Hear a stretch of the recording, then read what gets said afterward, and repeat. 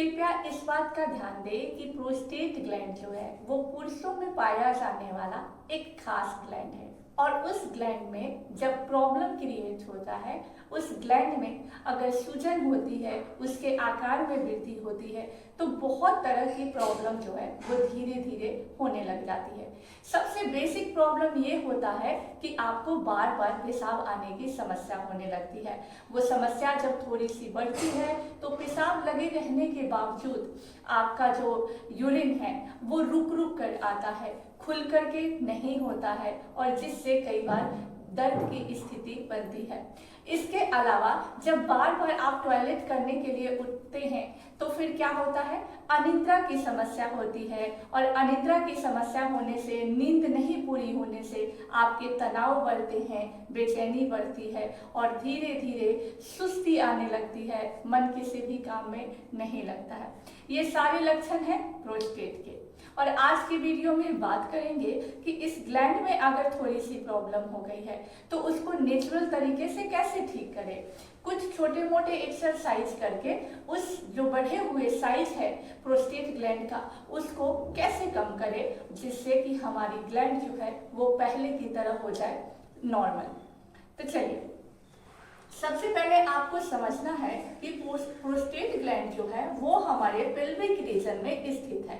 अब हमारा pelvic region जो है वो यहाँ नाभि के नीचे से लेकर के पूरे पीछे जो ये आपके कमर तक की हड्डियां हैं, जो टेलबोन वाली हड्डियां हैं, वहां तक है। अर्थात झूले के आकार की ये पूरी स्थिति बनती है। जब आप देखेंगे तो यहाँ से लेकर के यहाँ तक में, अब ये पूरा पेल्विक रीजन है। अगर पेल्विक रीजन से हम अपने फैट को कम कर ले, अगर उधर ब्लड के सर्कुलेशन को बढ़ा ले तो हमारा पेल्विक रीजन अच्छे से काम करेगा। वहाँ की मांसपेशियों को मजबूती और नसों को जब पोषण मिलेगा तो बीमारियों से लड़ने में हमें मदद मिलेगी। तो उसी तरह का एक्सरसाइज करना है हमें जो खास करके पेल्विक रीजन में ब्लड के फ्लो को बढ़ा दे। सबसे पहला जो अभ्यास और बहुत खास अभ्यास है वो है कीगल एक्सरसाइज। इसमें क्या करना है, आपको अपने जो पेल्विक रीजन है खास करके मूत्रा से जिससे आपका यूरिन पास होता है उसको आपको क्या करना है, पहचानना है और उसको सिकोड़ना है, छोड़ना है। ठीक है, इसको आप कहीं भी कभी भी कर सकते हैं, या तो बैठे बैठे कर सकते हैं, लेटे लेटे कर सकते हैं, खड़े होकर के कर सकते हैं। अपने पेल्विक मसल्स को पहले आपको पहचानना है, सजगता वहां लानी है, ध्यान केंद्रित करना है जिसके द्वारा आपका यूरिन पास होता है। उसके बाद उसको कोशिश करना है कि धीरे धीरे ऐसे सिकोड़े और छोड़े। शुरुआत में आपको यही करना है, ठीक है ना, 25 बार 30 बार धीरे धीरे सिकोड़े छोड़े, सिकोड़े छोड़े। ये दिन भर में 2-3 राउंड आपको अभ्यास कर लेना है और एक राउंड में आपको 25 से 30 बार करना है। उसके बाद जब कुछ दिन तक आप इस अभ्यास को कर लेंगे, पूरी अच्छे से आपको करने आ जाएगा, उसके बाद इसमें होल्ड करना सीखें कि जब आप थोड़ा सा सिकोड़ रहे हैं तो होल्ड कीजिए 4 सेकेंड, 5 सेकेंड, 10 सेकेंड होल्ड करके और फिर धीरे धीरे छोड़िए। तो इससे और ज्यादा असरकारी होगा और खास करके ये आपके जो पेल्विक रीजन में आपके मांसपेशियों को जो तनाव उत्पन्न हो जाता है सूजन के कारण, उसको कम करने में मदद करेगा। अब अगला जो हमारा एक्सरसाइज होगा वो होगा बटरफ्लाई आसना। बटरफ्लाई को कैसे करेंगे, ऐसे पैरों को आपस में आपको मिला लेना है और अपनी ओर खींचना है, ऐसे खींच करके पूरा, और बटरफ्लाई की तरह फ्लैपिंग कीजिए ऐसे ऐसे। 3 से 4 मिनट तक आपको ऐसे ऐसे करना है। ये स्पेशली आपके पूरे पेल्विक रीजन के लिए होता है जिससे आपके जो यहाँ के तनाव हैं वो कम होते हैं। रक्त का पंप आप देख रहे हैं कि पेल्विक रीजन की ओर जा रहा है। ठीक है, तो इसको आप कम से कम 3-4 मिनट करेंगे और फिर से 2-3 बार करेंगे दिन भर में। अगर प्रॉब्लम है तो शुरुआत में आपको थोड़ा सा ज्यादा करना पड़ेगा, फिर जब प्रोस्टेट का इनलार्जमेंट थोड़ा सा ठीक हो जाएगा, अपने साइज में आने लगेगा, तो 1 बार 2 बार करेंगे, कम करते चले जाएंगे। लेकिन आपको रेगुलर अभ्यास करना है अगर प्रॉब्लम है तो। इसके अलावा इसी में अगर आपको थकान हो जाती है या आपको ये नहीं करने में बिल्कुल बनता है तो हथेली को अगल बगल में टिका करके आप ऐसे कर सकते हैं। ऐसे पूरा खोलिए, पेल्विक रीजन को स्ट्रेच कीजिए, यहाँ पर जो तनाव हो रहा है उसे महसूस करना है और उस तनाव को थोड़ा सा होल्ड करना है, क्योंकि जब खिंचाव होगा या दबाव होगा तभी ये रीजन पूरा आपका हील होगा। तो ऐसे भी बैठे बैठे 15 बार 20 बार आपको करना है ऐसे। और ये सारे अभ्यास जो मैं आपको बता रही हूँ वो बहुत इजी है और आप लोग आराम से कर सकते हैं, है ना, ऐसे।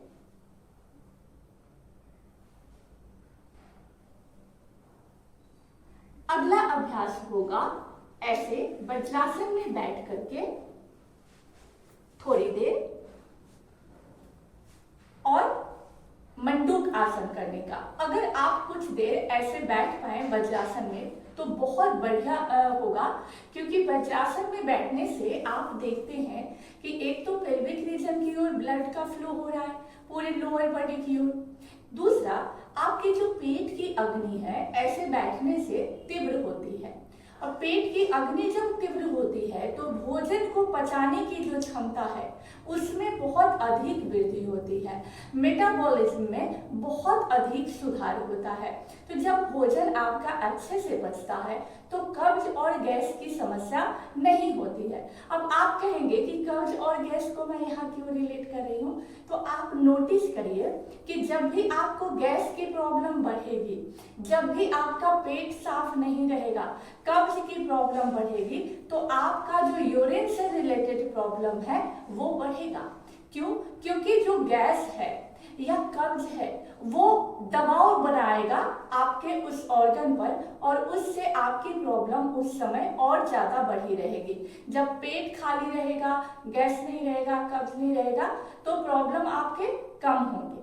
तो इसीलिए पेट का साफ रखना बहुत जरूरी हो जाता है अगर आपको प्रोस्टेट की प्रॉब्लम है तो इस फंडा को भी आपको समझना है।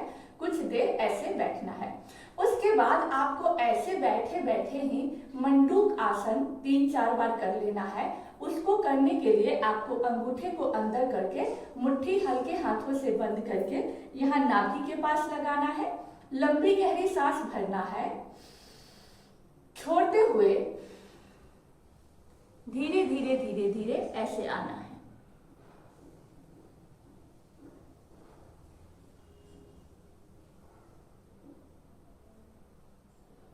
एंड फिर से रिलैक्स होना है, एक बार और करें, लंबी गहरी सांस भरे, छोड़े,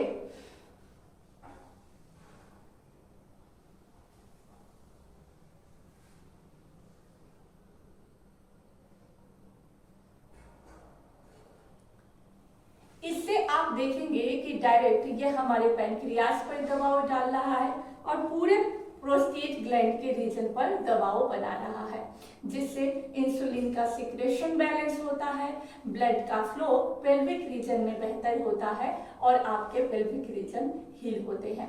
तो ये अभ्यास भी आपको 3-4 बार करना है आराम से। उसके बाद आपको करना है एक पवन मुक्त आसन। पवन मुक्त आसन फिर से इसलिए करना है कि आपके जो वायु हैं एक तो वो नेचुरल तरीके से निकल जाए, कब्ज गैस की समस्या दूर हो, और दूसरा इसमें भी पेल्विक रीजन जो है वो बहुत स्ट्रेच होता है। जब आप सही तरीके से करें तो ऐसे क्या करेंगे, आप लेट जाएंगे और एक पैर को ऐसे खींच करके लेकर के आ जाइए, ऐसे पकड़ करके, और ऐसे पेट पर दबाव बनाइए, सांस छोड़ते हुए थोड़ा रुकिए, फिर खोलिए, फिर दूसरे पैर से ऐसे।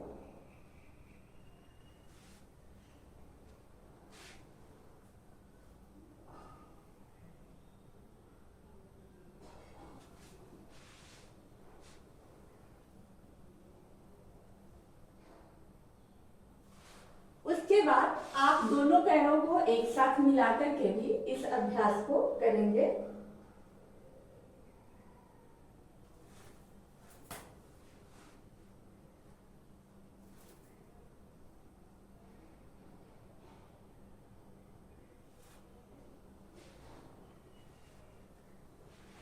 अभ्यास के अलावा आपको 2 प्राणायाम करने हैं। सबसे पहला प्राणायाम जो है वो आपको कपालभाति करना है। कपालभाति पूरे बॉडी को डिटॉक्स करेगा, आपके जो तनाव हैं उनको दूर करेगा, मन मस्तिष्क को शांत करेगा और पूरे जो शरीर से टॉक्सिन्स हैं उनको बाहर निकालने में ये माहिर है। और खास करके ये आपके जो नाभि वाला एरिया है, लोअर एब्डोमेन वाला एरिया है, इसको स्टिमुलेट करता है। तो इसलिए आपको कुछ देर तक कपालभाति करना है। ये आपके जो प्रोस्टेट ग्लैंड है उसके दबाव को कम करने के लिए बहुत अच्छा अभ्यास है। कैसे करेंगे? आराम से पीठ कमर गर्दन को आप सीधी करके बैठ जाइए कोई भी आसन में जो आपको इजी लगे, और आराम से कोई भी मुद्रा आप बना लेंगे, ध्यान मुद्रा, ज्ञान मुद्रा, चिल मुद्रा, कुछ भी। और पीठ कमर गर्दन सीधी करके केवल सांस को आपको छोड़ने पर ध्यान देना है, लेने पर ध्यान नहीं देना है। हल्के झटके के साथ आपको नाक से पूरी वायु को बाहर निकालना है। तो चलिए कपालभाति करें।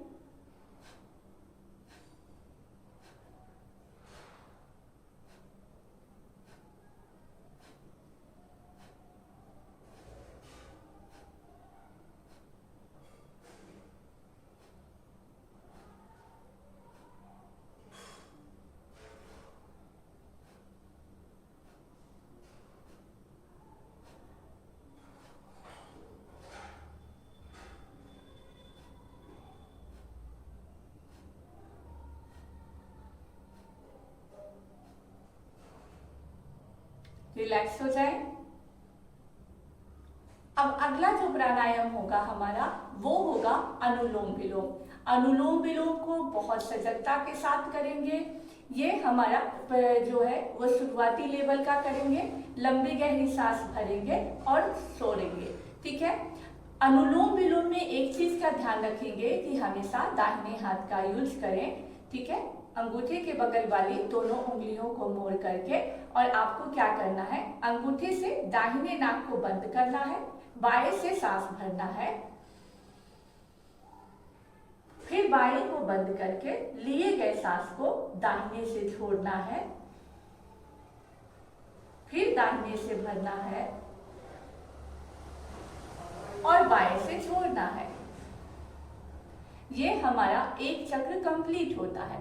अब केवल लेना और छोड़ना नहीं है, लंबी गहरी भरिए, अर्थात 4 या 5 की गिनती तक भरिए और 4 या 5 की गिनती तक ही छोड़िए। ठीक है। पूरा ध्यान आपको सांसों पर देना है कि जब आप सांसों को भर रहे हैं तो मन में विचार लाइए कि पूरी पॉजिटिव एनर्जी ब्रेन तक आप भर रहे हैं। जब आप सांस को छोड़ते हैं तो जिस भी प्रॉब्लम के लिए कर रहे हैं, है ना, जैसे अभी हम कर रहे हैं प्रोस्टेट की प्रॉब्लम के लिए, तो मन में विचार रखना है कि वो जो ग्लैंड है वो हमारा हील हो रहा है, सूजन उसमें से खत्म हो रहे हैं। तो चले थोड़ा हम अनुलोम विलोम कर ले।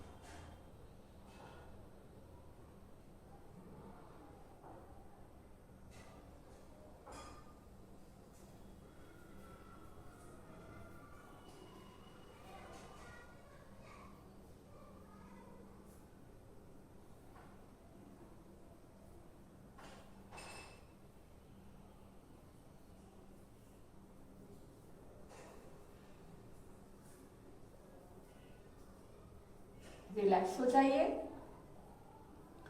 इतना आपको रोज करना है। अनुलोम विलोम इसलिए करना है कि ये आपकी पूरी 72,000 नस नाड़ियों को शुद्ध करती है, पूरे मन मस्तिष्क को शांत करती है, मन के बेचैनी को कम करती है।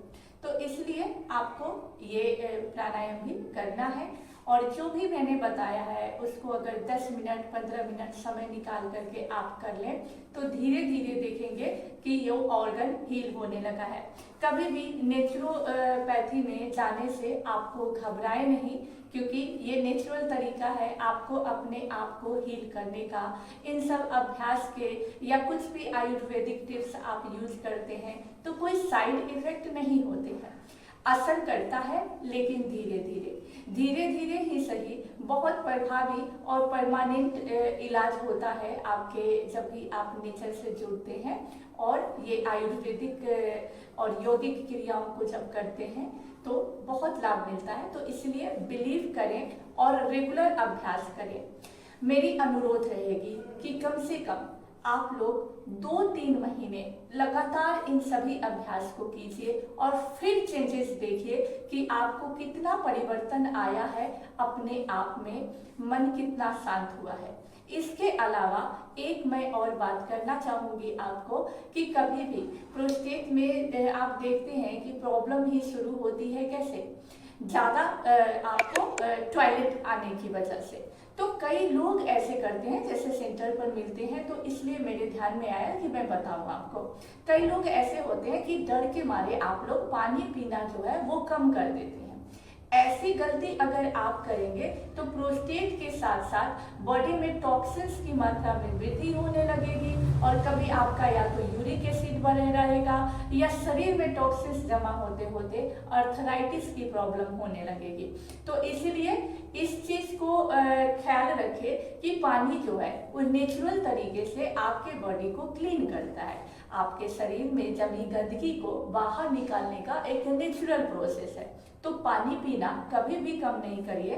3 लीटर पानी माप करके आप अपने घर में कहीं भी रख दीजिए और उसको पीजिए।